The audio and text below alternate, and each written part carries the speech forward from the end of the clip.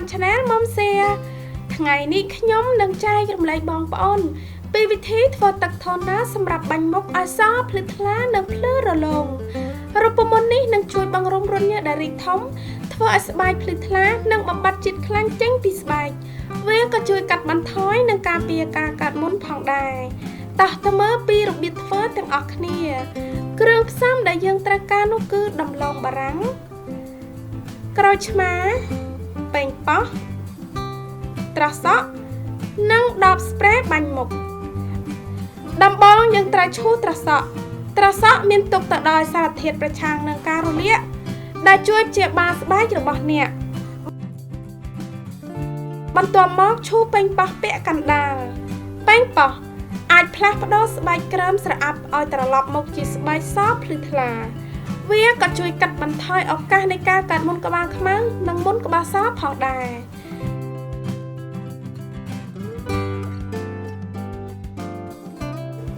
ហើយបន្ទាប់មកឈូសដំឡូងបារាំងពាក់កណ្ដាលដំឡូងបារាំងជួយឲ្យស្បែកភ្លឺថ្លានិងបំបត្តិស្នាមឲ្យខ្មៅផ្ដល់ឲ្យអ្នកនូវសម្បុរដែលសភ្លឺថ្លាជាងមុន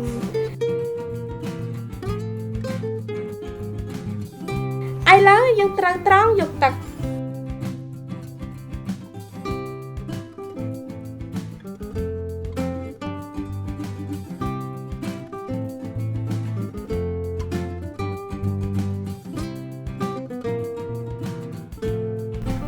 បន្ទាប់ពីត្រងរួចរាល់ហើយសូមដាក់ទឹកក្រូចឆ្មា1ស្លាបព្រាបាយ